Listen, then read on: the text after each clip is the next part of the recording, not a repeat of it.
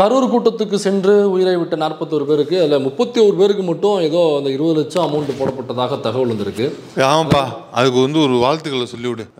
20 லட்சம் கொடுத்துருக்காங்க, சாதாரண காசுல 20 லட்சம், 2 மில்லியன் கொடுத்துருக்காங்க. அது எப்படி வாழ்த்துக்கள் சொல்ல முடியும்? லூசர் அணி எப்பா சொல்லி அவனு டிவி கேல போட்டாச்சு அப்படின்னு ஒரு போஸ்ட் போட்டு அது வைரல் ஆகி போட்டாச்சு டீம் ரெடி அப்படின்னு ஒரு போஸ்ட் போட்டு கொண்டாடி இருக்காங்களே, வாழ்த்துக்கள் சொல்லியிருக்காங்கல்ல. அவனை தான் தேடிட்டு இருக்கேன் நான். அந்த போஸ்ட் எவன் போட்டானோ அவனை தான் தேடிட்டு இருக்கேன். ஒரு 3 நாளா செருப்பு ஊற போட்டிருக்கேன், சாணியில முக்க வச்சு ஊற போட்டிருக்கேன். அவன் மட்டும் கையில கிடைச்சாலாங்க அந்த செருப்பை நேக்க எடுத்து வாயில கப்ப கொடுத்து இன்னொரு செருப்பால சலுப்பு சலுப்பு சலுப்பு சலுப்புன்னு சலிப்பிடுவேன் நான். ஏண்டா 41 உசுறு பழி போயிருக்க கூட்டத்துக்கு வந்து அதுல 20 லட்சம் போட்டாச்சா, அவரை போட்டாச்சின்னு இவர் வந்து இப்படி சைனோட ஒரு போட்டோவை போடுவார். ஏண்டா உள்ள வெக்கமா இல்லை? இதுல அவங்களுக்கு போட்டாச்சு இவர் என்ன நினைச்சானாக்கா, சாயங்காலம் சரக்கு போடுவாப்புல இல்லை நம்ம தளபதி விஜய் போடுவாப்புல அந்த மாதிரி ஆஃப் போட்டாச்சு குவார்டர் போட்டாச்சுன்னு எங்கேயோ போட்டதை தான் போட்டாங்க போட்டுருக்கு. அதனால அது என்னன்னாக்கா, அந்த 41 உசுறுகள் பழி போவதற்கு தெரிந்தோ தெரியாமலோ நாங்களும் ஒரு காரணமாக ஆகிவிட்டோம். நம்ம எவ்வளவுதான் அழுதாலும் மாண்டார் திரும்புவதில்லை. அதனால ஒரு இழப்பீடு தொகையாக எங்களால் முடிஞ்சதை நாங்கள் தரோம், தயவு கூர்ந்து அதை ஏற்றுக்கொள்ள வேண்டும் என்கிற டோன்ல தான் அது இருக்கணுமே தவிர போட்டாச்சு புடுங்கியாச்சு நட்டாச்சுன்னு வந்துட்டாக்கா ஊர் பக்கம் ஓட்டு கேட்க போகும்பொழுது அவங்களும் செருப்பெடுத்து 4 போட்டாச்சு அப்படின்னு அவங்களும் போட்டோவை வீடியோ எடுத்து போடுவாங்க. கூடிய விரைவில் நடக்க போகுது. ஆனால் இந்த சம்பவத்தை விட்டு அந்த 20 லட்சம் போய் சேர்ந்த குடும்பத்திலிருந்து சில பேர் வந்து பேட்டி கொடுத்துருக்காங்க. அதில் என் புள்ள போனால் நாங்கள் பரவாயில்லைங்க, அவன் செத்து போனால் செத்து போயிட்டு போகிறான், அந்த வருங்க என் புள்ள மாதிரி விஜய் இருக்காரு அப்படின்னு சொன்ன வீடியோவாக இருக்கட்டும். இவ்வளவு கிட்டத்தில் விஜயை பார்க்க முடியுமாங்க? அதுக்காக என்ன என் புள்ள உசுரை பழி கொடுக்க வேண்டியது போச்சு அவ்வளோதானே அப்படின்னு ஒரு அம்மா பேசின வீடியோவாக இருக்கட்டும். என் புள்ள 2 புள்ள போனது ஒன்றும் பிரச்சனை இல்லைங்க அப்படின்னு இந்த அம்மா கொடுத்த பேட்டியாக இருக்கட்டும். என் தம்பி செத்து போனா நாங்கள் அடுத்து நான் இருக்கேங்க, அவருடைய தீபத்தை வந்துட்டு அடுத்த போராட்டத்தில் நான் குதிப்பாங்க, எங்கள் அண்ணன் விஜய் நான் ஜெயிக்க வைப்பாங்க அப்படின்னு அவர் சொன்ன வீடியோவாக இருக்கட்டும். இந்த வீடியோக்கள்லாம் போட்டு பொதுமக்கள் வந்து கண்ணாப்புனான்னு இந்த விக்டிமை வந்து பேசிட்டு இருக்காங்க. ஏன் விக்டிமை பேசுகிறீர்கள் என்று ஷாலினி மேடம் ஒரு பக்கம் ரைட்டு பக்கம் எழுதி தரல, இன்னொரு பக்கம் ஏங்க இப்படி இல்லாமங்க திட்டுவீங்க, இது தவறு இல்லைங்களா அப்படின்னு ஒரு பக்கம், இன்னொரு பக்கம் அண்ணன் ஜிபி முத்து போன்றவரெல்லாம் வீடியோ போட்டு ஏமா புள்ளைய பழி கொடுத்துருக்க, எம்பிட்டு காசு கொடுத்தாலும் புள்ள உசுறு வருமா, இப்படி காசு வாங்கிட்டு பல்லு அடிச்சுட்டு பேட்டி கொடுப்பியா, நீலாம் ஒரு அம்மாவா அப்படின்னு அவர் போட்ட வீடியோவாக இருக்கட்டும். அப்போ அதில் யார் பக்கம் தவறு இருக்குது? அந்த காசை வாங்கி கொண்டு பேட்டி கொடுத்த அந்த உசுரை பழி கொடுத்த அவர்கள் மீது தவறு இருக்கா, அல்லது இல்லை ஜிபி முத்து போன்றவர்கள் பொதுமக்கள் போன்றவர்கள் அந்த அவர்களை திட்டுகிறார்கள் விக்டிமை இவர்கள் மீது தவறு இருக்கா அப்படிங்கிறத அந்த வீடியோவில் பார்க்க போகிறோம். அது மட்டும் இல்லாமல் பாப்பா மோகன் அவர்கள் இது குறித்து ஒரு கான்ட்ராவர்சியான விஷயத்தை பேசியிருக்காரு. அதனால பாப்பா மோகன் அவர்களுக்கு ஒரு சின்ன வகுப்பும் இங்கே எடுக்க போகிறோம் என்பதை சொல்லிக்கொண்டு இப்போ இந்த வீடியோக்களை நம்ம போவோம்.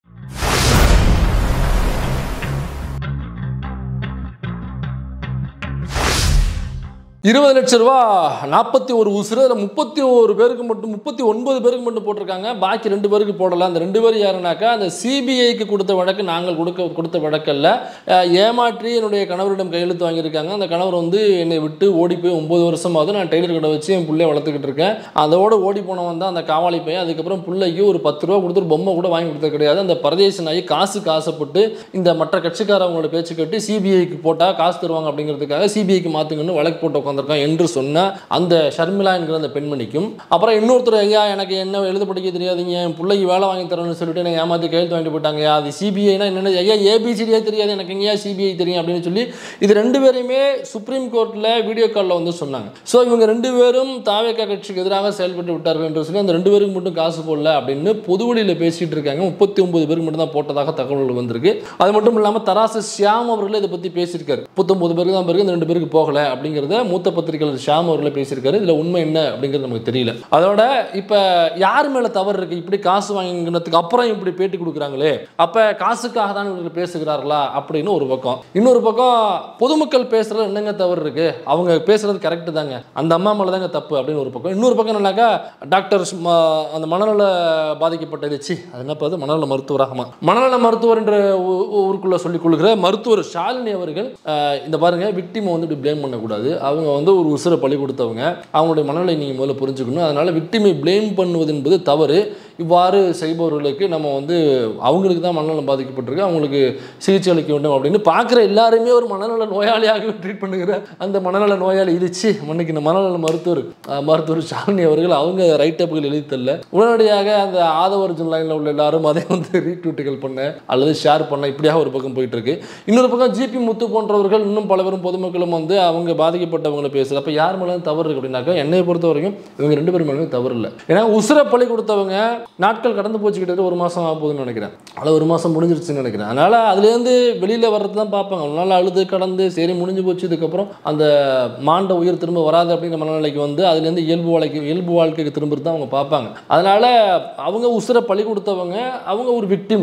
அவங்கள போய் குறை சொல்றதுலையோ அவங்க சிரிக்கிறாங்க அல்லது அவங்க வந்து திரும்ப பாருங்க விஜய்க்கு ஆதரவு தெரிவிக்கிறாங்க அப்படின்னாக்கா அது அவங்களுடைய விருப்பம். அதை போய் யாரும் குறை சொல்லிட்டு நம்ம இருக்கோம். ஏன்னா ஒரு உசுர பலி கொடுத்துட்டு இருக்கிற இடத்துல போய் நம்ம அப்படி சொல்லிட்டு இருக்க கூடாது. அது சரி தவறு அப்படிங்கிறத தாண்டி அது சரி கிடையாது அப்படிங்கிறத நம்மளுடைய எண்ணம். அது மட்டும் இல்லாமல் இப்போ ஜிபி முத்து போன்றவர்கள் திட்டுறாங்க இல்லைங்களா. ஜிபி முத்து வீடியோ போட்டு கேட்குறாரு, ஏப்பா உசுர பலி கொடுத்துட்டு உட்காந்துருக்கீங்க, இப்போ என் பிள்ளைலாம் நான் எப்படி நான் பார்த்துக்கிறேன், பிள்ளைகளை விட உங்களுக்கு என்ன அவ்வளவு முக்கியமாக அந்த நடிகர் அல்லது நீங்கள் போகிறீங்க பார்க்குறீங்க சேஃப்டியாக வர வேண்டாமா, பிள்ளைய பழி கொடுத்ததுக்கு அப்புறமா காசை வேணும் நீங்கள் இவ்வளவு சிரிச்சுக்கிட்டு புள்ள போனால் பரவாயில்ல விஜய் இருக்காருன்னு சொல்லிங்களா, இதெல்லாம் எந்த இடத்துல நியாயம்னு சொல்லி அவர் கேள்வி கேட்டார்ல. அவங்களுக்கு கிளாஸ் எடுக்கிற மருத்துவர் ஷாலினி இருக்காங்க இல்லைங்களா, அவங்களுக்கு நம்ம சொல்ல போகிற விஷயம் என்னன்னாக்கா அது எப்படி அவங்களை விக்டிமாக பார்க்குறீங்களோ அதே மாதிரி அந்த பப்ளிக்கும் ஒரு விக்டிம். அதனால இவங்க இந்த பார்வையிலிருந்து பார்க்கும் பொழுது பிள்ளையை பறி கொடுத்துட்டு இப்படி பேசுறீங்களா அப்படின்னு பேசுறதும் அவங்களும் விக்டிம் தான். அதனால எப்படி நம்ம அவங்கள குறை சொல்றது தப்புன்னு சொல்றோமோ அதே மாதிரி இவர்களை குறை சொல்வதும் தவறு என்று மருத்துவர் ஷாலினி போன்றவர்களுக்கு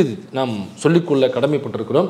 அப்போ 2 பேர் வேணுமே தவறு இல்லைனாக்க 2 பேர் வேணுமே விக்டிம் தான். ஆமாம் சோஷியலாக 2 பேருமே விக்டிம் தான். அப்போ இதில் யார் தாங்க காரணம் அப்படின்னாக்கா வேற ஒருத்தரும் இல்லை. அந்த மைக்கை கொண்டு நீட்டினா பார்த்தீங்களா, 20 லட்சம் கொடுத்த அடுத்த நிமிஷமே 20 லட்சம் வாங்கி அக்கௌண்ட்டில் டிங் 20 lakhs கிரெடிட்னு வந்து அடுத்த நிமிஷம் மைக்கு நீட்டி விஜயை பற்றி நீங்கள் என்ன நினைக்கிறீங்க, இந்த கோல்கேட்டில் இந்த பேஸ்ட்டில் உப்பு இருக்கா அப்படின்னு சொல்லிட்டு மைக்கை கொண்டு நின்று பார்த்தீங்களா, அவங்ககிட்ட நம்ம திரும்ப கேட்குறோம், ஏப்பா நீ திங்கிற சோத்தில் உப்பு இருக்கா என்று கேட்பதற்கு முன்னாடி நீ முதல்ல சோத்தை தான் திங்கிறியா, எப்படி 20 லட்சம் கொடுத்து அடுத்த செகண்டே போய் மைக்கு நிட்டு கேட்குறியே, நீ பார்க்கின்ற வேலைக்கு பேரு ஊடக வேலையா அல்லது வேற எதுவும் வேலையா, இல்லை நீ எடுத்துட்டு போயிருக்கிறது மைக்கும் கேமராவும் தானா அல்லது ஆம்னி வேணும் கையில் ஆல்பமுமா அல்லது வேற எதுவும் வேலைகளாக பிரத்யேக வேலைகளாக நீங்கள் செய்கிறீர்களா அப்படிங்கிற கேள்வி நம்ம அவங்க கிட்ட தான் கேட்கணும். இப்போ இதே கேள்வியை அவங்க உயிர் பலி கொடுத்த அன்னைக்கு அல்லது மற்ற கட்சிகள் காசு கொடுத்தப்ப இதே மாதிரி மைக்கு நிட்டு அந்த கட்சிகளை பற்றி நீங்கள் கேள்வி கேட்டீங்களா?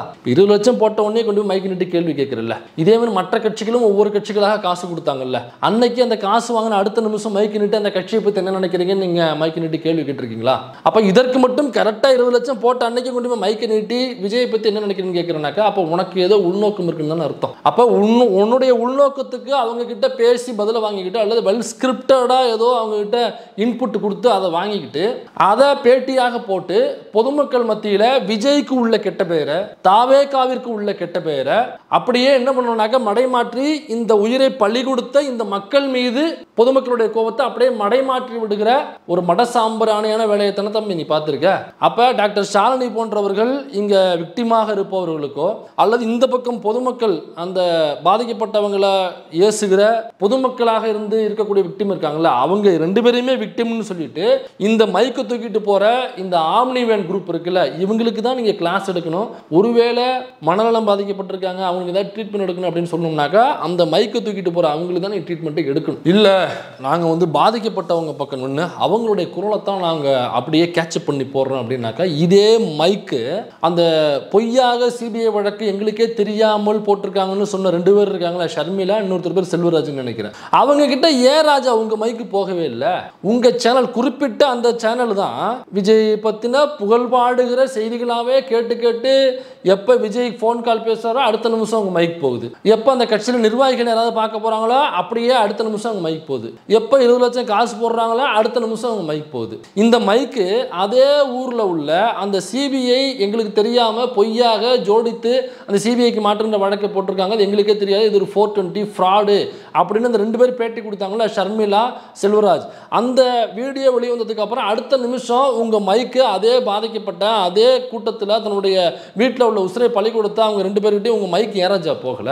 அங்க போயிட்டு கேட்டுக்கணுமா இல்லையா, எங்க இந்த மாதிரி சிபிஐ வந்து மாத்தணும்னு சொல்றீங்க, சிபிஐக்கு இது நீங்க கொடுக்கல அப்படின்னு சொல்லி ஒரு பேட்டி கொடுத்துருக்கீங்க, இப்போ இந்த பேட்டி உண்மையா அப்படிங்கிறதையாவது நீ கேட்டுக்கணும்ல. நீ போய் ஆராய்ந்து அதை கண்டுபிடிச்சு வந்து போடல, ஏன் போடலன்னு நான் கேட்கல. ஏன்னா உனக்கு அது தெரியாது, உனக்கு அது வராதுன்னு தெரியும். ஆனாலும் அந்த வீடியோ வெளிவந்த பிறகாவது அவங்க கிட்ட போயிட்டு இப்படி ஒரு வீடியோ வந்திருக்கே, இது உண்மையா, நீங்க தான் பேசுனீங்களாவது கேட்டாவது நீ போட்டுக்கணுமா இல்லையா? ஒருவேளை அவங்க ஆமான்னு சொல்லிட்டாங்கன்னாக்க, ஏன்னா சுப்ரீம் கோர்ட் வரைக்கும் அவங்க வீடியோ காலில் பேசியிருக்காங்க அப்படின்னாக்கா, அப்போ இந்த சிபிஐ பொய்யா மாத்துங்கன்னு சொன்னது யாரு? அவங்களுக்கு என்ன உள்நோக்கம் இருக்கு? ஓ, உங்கள்கிட்ட அதிமுக கேட்டாலா? அதிமுக காரருக்கு இதுக்கு என்னங்க வேலை? இதுல தாவேகா உள்ள இருக்கு. அப்ப தாவேகா கட்சியை தாண்டி பிஜேபி ஏன் உள்ள வரணும்? அதிமுக கட்சிக்கு வரவங்க ஏன் உள்ள வரணும்?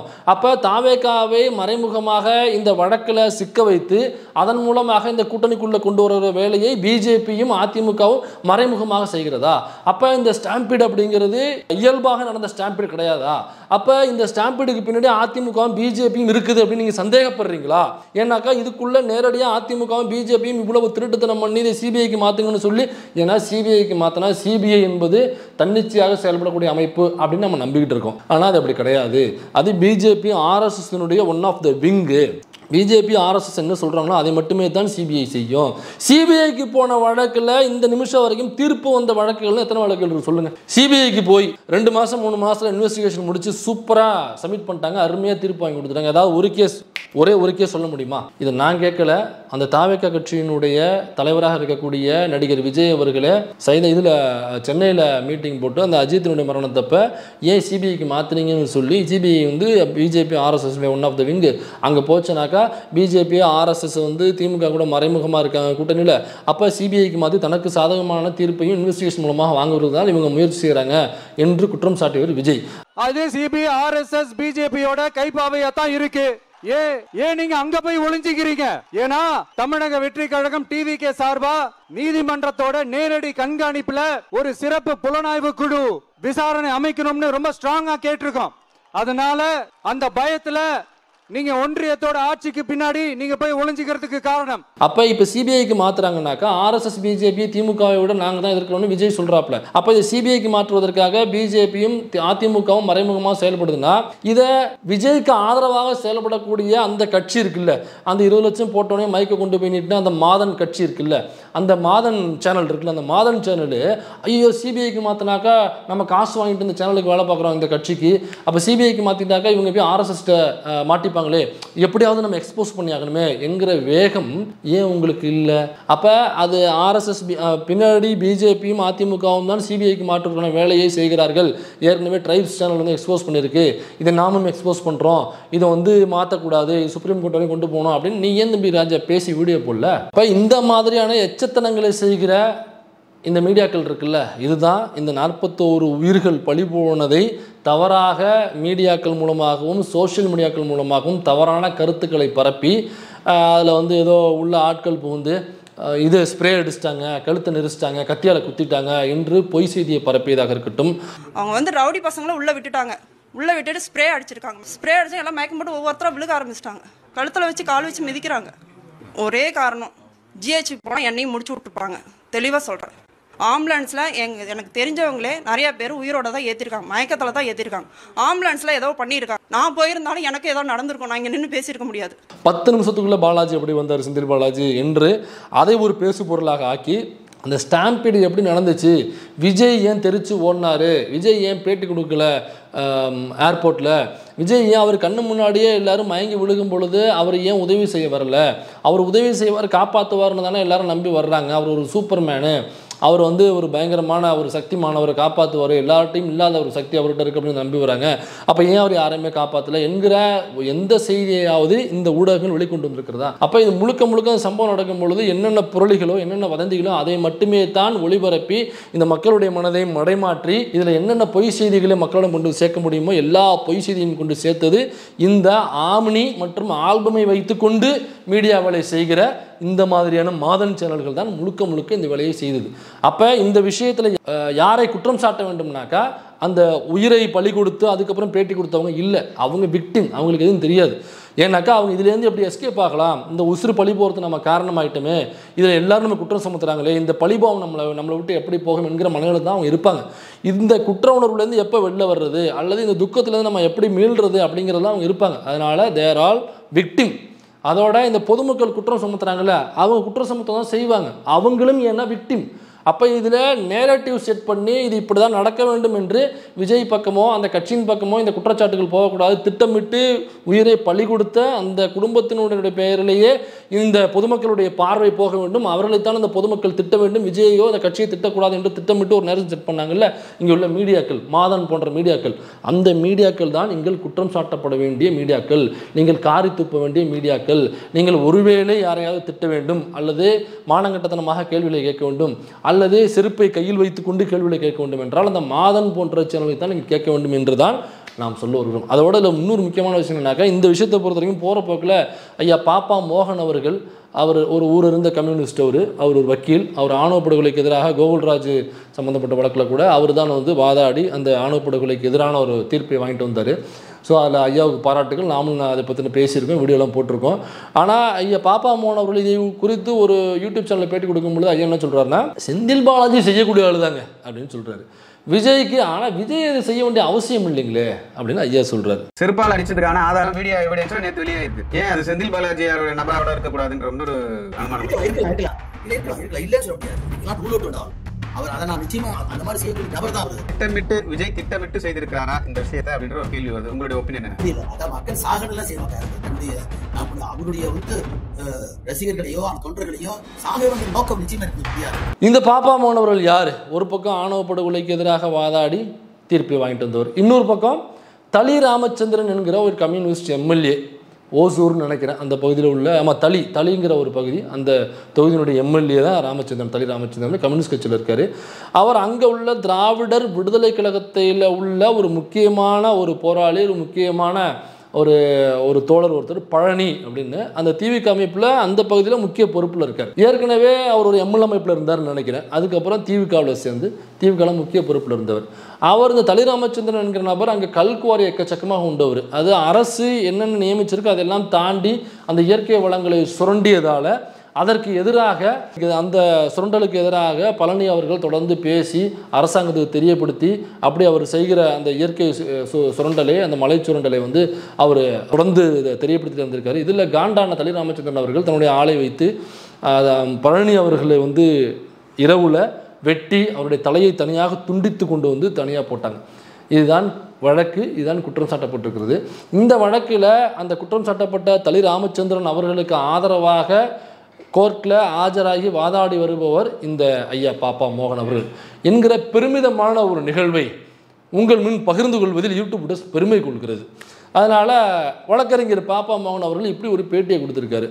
இதே பாப்பா மோகன் அவர்கள்ட்ட நம்ம கேட்குறோம், ஐயா அன்றைக்கி கரூருக்கு விஜய் வர்ற டேட்டில் ஆக்சுவலாக அன்றைக்கி வர டேட் அவர் கிடையாது. ஆக்சுவலாக அன்றைக்கி விஜய் வர்றதாக இருந்தது சென்னையில் உள்ள வடசென்னை, திருவள்ளூர் இந்த 2 பகுதிக்கு தான் அவர் போகிறதாக இருந்தது.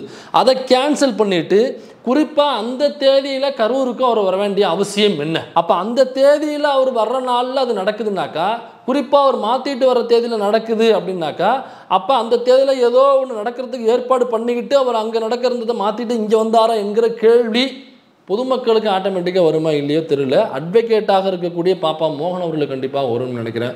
அதனால் அவர் செய்யக்கூடியவர் தாங்க, விஜய் செய்யக்கூடிய ஆள் இல்லைங்க அப்படின்னாக்கா, அப்போ இதை ஏன் விஜய் செய்தார் என்கிற கேள்வியை நம்ம ஐயா பாப்பா மோகன் கிட்ட வைக்கிறோம். சரி, ஸ்டாம்பிங் நடந்துருச்சு, தெரிச்சு ஓடுறாப்புல பின்னங்கால் பிடரில் அடிக்க தொடை நடுங்கியாக கோடையாக ஓடுகிறார் விஜய். ஓடுகிறார் நீலாங்கரையில் இவங்க வீட்டுக்கு ஓடுறார். யார் வீட்டுக்குப்பா? அவர் வீட்டுக்கு தானா? அன்னைக்கு வேற வீட்டுக்கு போலையா? இல்லை என்னக்கா வாங்க சார், சரி, அதான் என்னக்கா அவர் சொன்னாப்புல வாங்க சிஎம் சார், ஒன்று இந்த வீட்டில் இருப்பான் அந்த வீட்டில் இருப்பாரு, நமக்கு தெரியல. அதனால் பின்னங்கால் பிடரில் அடிக்க ஒன்று ஒரு ஏர்போர்ட்டில் ஏன் அவ்வளோ பத்திரிகையாளர்கள் இருக்கும் பொழுது அந்த கேள்விக்கு பதில் சொல்லாமல் ஏன் தலை தெறிக்க ஓடணும் என்கிற கேள்விக்கு ஐயா பாப்பா மோகன் அவர்கள் பதில் சொல்வாரா இல்லையா என்று நமக்கு தெரியவில்லை. இந்த 2 பேரும் சிபிஐக்கு மாற்றணும் கொடுத்தது ஒருத்தவன் அதிமுககாரன், இன்னொருத்தவனும் அதிமுககாரன் நினைக்கிறேன். அவங்க தான் ப்ரெஷர் போட்டு சிபிஐக்கு மாற்றணும்னு சொல்லிட்டு அந்த அவங்களுக்கே தெரியாமல் சைன் போட்டு வாங்கி கொடுத்தது. அப்போ இதில் ஏன் அதிமுககாரவங்க உள்ளே வரணும்? இதில் ஒருத்தருக்கு சிபிஐக்கு மாற்றணும் வழக்கு போட்டது பிஜேபி உமா ஆனந்த். அப்போ பிஜேபி தான் இதுக்கு உள்ளே வரணும். அப்போ விஜய் இந்த கேஸ் இருக்கும் பொழுது பிஜேபியும் அதிமுகவும் ஆட்டோமேட்டிக்காக ஏன் இதுக்குள்ளே குதிக்கணும்? இந்த நிகழ்வு நடந்த மறுநாள் ஏன் எடப்பாடி பழனிசாமி நீங்கள் எதிர்பார்த்தது நடக்கும், அந்த கூட்டணி அமையும் அப்படின்னு ஏன் பல்ல காட்டிக்கிட்டு அவர் பேச வேண்டிய அவசியம் என்ன? அப்போ இதில் மறைமுகமாக அதிமுக பிஜேபி உள்ளே இருக்கிறதா அப்படின்னு அட்வொகேட்டாக இருக்கக்கூடிய பாப்பாமன் அவர்களுக்கு தாராளமாக தெரியும் நினைக்கிறேன். அந்த கேள்வி தாராளமாக தோணும்னு நினைக்கிறேன். அது மட்டும் இல்லாமல் அடுத்த 2வது நாளே இந்த கோலாகல சீனிவாசனி பிஜேபிக்காரர் அவர் போட்ட வீடியோவில் இதெல்லாம் அசால்ட்டுங்க, அசால்ட்டு வாட்டர் அசால்ட்டு மேட்டர் இதெல்லாம் பாருங்கள், அமித்ஷா கூப்பிட்டு டக்குன்னு சிபிஐக்கு மாற்றி விட்டு கேஸை கையில் கொண்டு வந்து அதெல்லாம் குட்டுமையை தூக்கி கையில் வச்சு அதெல்லாம் தூக்கி உள்ளே போட்டுருவாருங்க என்று கோலாகல சீனிவாஸ் பேட்டி கொடுத்ததுக்கு பிறகு இந்த கேஸ் சிபிஐக்கு மாறுது. சிபிஐ கொடுக்குறாங்க மாற்ற சொல்லி சிபிஐக்கு மாறுதுனாக்கா அப்போ பிஜேபி அதிமுக கூட்டணிக்குள்ளே அவர் ஆட்டோமேட்டிக்காக போயிடுவாரோ? அப்போ இதுக்கு பின்னாடி பிஜேபி அதிமுக இருக்கிறது என்கிற கேள்வி ஐயா பாப்பாமனவர்களும் கண்டிப்பாக வந்திருக்கும்னு நினைக்கிறேன். ஏன்னா அவர் பெரிய வக்கீல், நிறைய வழக்குகள் அட்டன் பண்ணியிருப்பார், பல முக்கியமான வழக்குகளில் முக்கியமான திருப்பங்களை கொடுத்து பல தீர்ப்புகளை வாங்கிட்டு வந்தவர். நாம் அவருக்கு சொல்ல வேண்டியதில்லை, கண்டிப்பாக அவருக்கு புரியும் என்று நினைக்கிறேன். அதனால் இதில் இந்த விஷயத்தை பொறுத்த வரைக்கும் அந்த பேட்டி கொடுத்தவங்களையோ அல்லது பேட்டி கொடுத்தவங்களை வசைபாடுகிற பொதுமக்களையோ நம்ம 2 பேருமே நம்ம விக்டியமாக தான் பார்க்குறோம். இதில் முக்கியமான குற்றவாளி யாருனாக்கா அந்த மைக்கை தூக்கிட்டு வர்ற மாதன் போன்ற ஆமணி வேணையும் ஆல்பத்தையும் வைத்துக்கொண்டு மீடியாக்கள் நடத்துகிற, சேனல் நடத்துகிற, ஊடகம் நடத்துகிற அவர்களைத்தான் நம் குற்றவாளியாக சொல்லுகிறோம். அதனால் இதை சொல்வதற்காகத்தான் இந்த வீடியோவை எப்படியாவது எடுத்து மக்களிடம் கொண்டு சேர்க்க வேண்டும் என்று எண்ணினேன். அதனால் இந்த கருத்தில் உங்களுக்கு ஏதாவது மாறுபாடுகள் இருக்குது, இல்லை நான் சொல்கிறதுல ஏதாவது குற்றச்சாட்டுகள் இருக்குது அப்படின்னாக்கா தயவு செஞ்சு கமெண்ட்டில் சொல்லுங்கள். இல்லை நீங்கள் சொல்கிறது சரிதான் அப்படின்னு தோணுச்சுனாக்கா அதையும் கமெண்ட்டில் சொல்லுங்கள். சரின்னு பட்டதை செய்கிறோம், தவறுன்னு பட்டதை திருத்திக்கிறோம்.